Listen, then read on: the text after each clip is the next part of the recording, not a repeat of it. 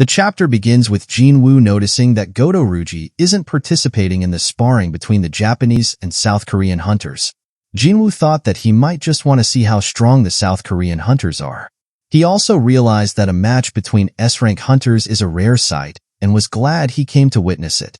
Kenzo, the Japanese hunter, believed he had a good read on Dongwook and Baek Yunho from their earlier battle, but he had a feeling that Baek Yunho might be hiding something. Tawada, on the other hand, thought that because it was a 4-on-4 match, her opponent would likely be the girl on the other team, Hae-in. Meanwhile, Taegyu hoped that the Japan hunters would go easy on them. Dongwook suddenly became excited and urged the battle to begin, and it was clearly evident that the South Korean team was ready. On the other side, Kenzo smiled, noticing Dongwook's ability to grow larger, preferring a battle of strength. He said, "Nice, very nice. I like that you keep it simple," as he unleashed a powerful aura. Both hunters charged at each other, throwing punches that collided with a loud impact. At the same time, they both shouted, "Let's see who's stronger." Meanwhile, Minoru charged toward Taegyu, who was startled by his speed. Taegyu realized that Minoru's speed was his strong suit, and that close-quarter combat would put him at a disadvantage. However, he was confident that creating distance was his specialty, and he released a magic arrow toward his opponent. He said, "Of course, creating distance isn't just my specialty. So is attacking from a distance." Minoru dodged the arrow but was shocked to see that it was also aimed at his teammates. Atsushi realized this and said, "So he's a ranger." The Japanese hunters then realized that the South Korean hunters weren't planning on sticking to a one-on-one battle. Kenzo acknowledged that their only option was for Minoru to quickly take down Taegyu. Chairman Go, watching from the sidelines, noted that the facility was fortified with essence stones of the highest quality, and an average hunter could only leave a dent in the walls. But what he saw now was that it had been completely wrecked by them in mere seconds. He thought it was quite regrettable that they only sent young hunters to the battlefield. The scene shifted to Yunho, who was thinking that their opponents were some of the most powerful S-ranks in the world. He realized they needed to prepare not only to grab their wrists, but also to break them if necessary. His opponent, Atsushi, thought Yunho was wasting his energy. He also planned not to target the wrist or the back, nor follow any silly rules. He believed that the survival of the fittest was the only thing that mattered. He quickly moved behind Yunho, ready to strike. But just as the strike was about to land, he dashed away. Yunho was surprised and wondered why Atsushi had hesitated. He began to question if Atsushi was afraid. Atsushi, frustrated with himself, wondered if he was really cut out to be a hunter. On the other side, Yunho thought about his opponent, wondering whether he had great judgment or was just a coward. He also questioned if his previous belief that a desire for combat was necessary to be a hunter was wrong. Yunho then realized that Ryuji likely wanted the S-rank hunters to fight each other to test Atsushi's strength, to see if he was ready to fight the ants.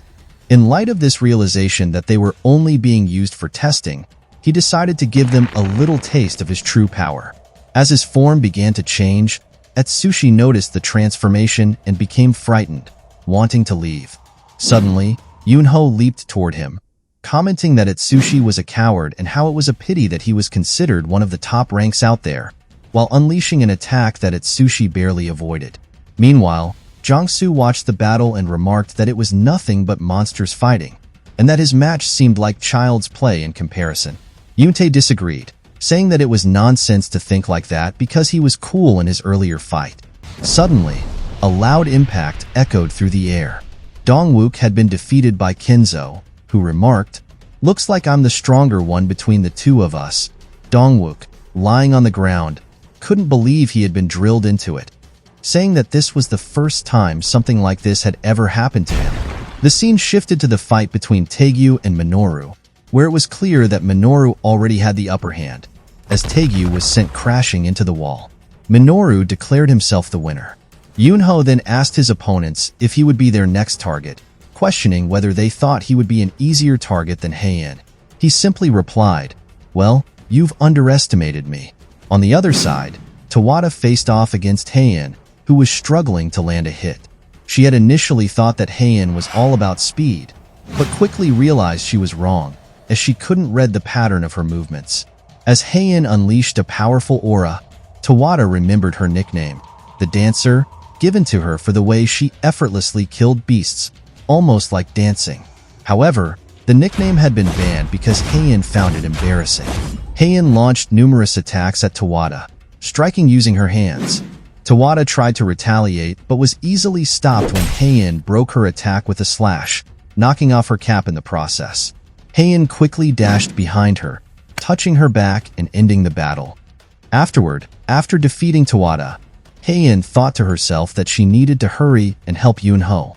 In the distance, Atsushi appeared behind Hae-in, ready to strike. He thought that with two of his teammates focusing on Yunho, he could concentrate on taking down Hae-in.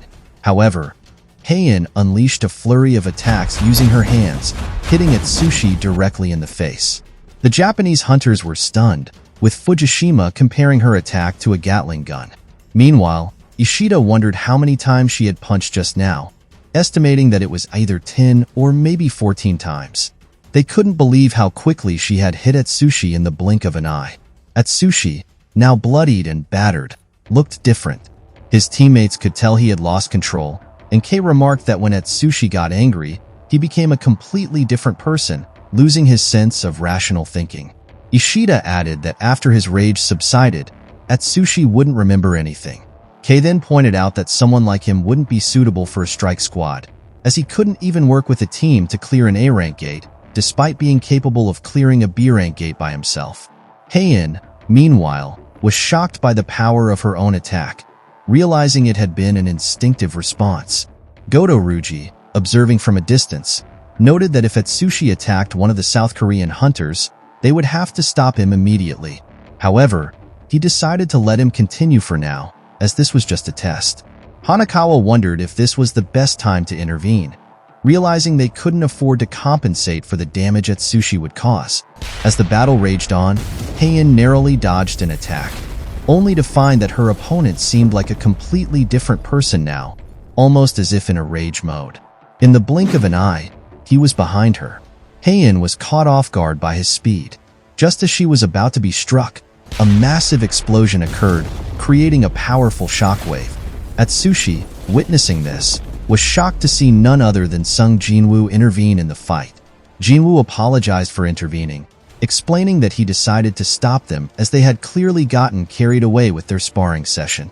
He held Atsushi's foot with one hand and had his other hand on Hae-in's back, much to her surprise. Atsushi, still defiant, called Jinwoo a bastard and, in a fit of rage, tried to strike him. However, Jinwoo easily avoided the attack and reversed the situation, slamming Atsushi into the floor. Gohto Ryuji, watching from a distance, noticed Jinwoo's movements and was impressed. He asked Hanakawa again if Jinwoo was truly a mage hunter. Hanakawa confirmed it, saying it was at least true according to the official statement that had been released. Ryuji then said that the easiest way to confirm it was to check for himself. While Jinwoo held Atsushi's hand and pinned him to the ground, he suggested to Hae-in that they call the sparring match a loss for the South Korean team, which she agreed to. It was clear that Yunho had already been defeated and was now being held by Kinzo. Yunho meanwhile realized that the Japanese hunters were overwhelmingly stronger, and even if he transformed, there wasn't much he could do. Suddenly, Hanakawa approached and called out to Jinwoo, saying that Ryuji wanted to speak with him. Ryuji then confirmed if his name was indeed Jinwoo. Then, suddenly, Ryuji's powerful aura began radiating as he issued a challenge to Jinwoo for a one-on-one fight. He asked Jinwoo what he thought about it. The chapter ended with intense eye contact between the two strong hunters.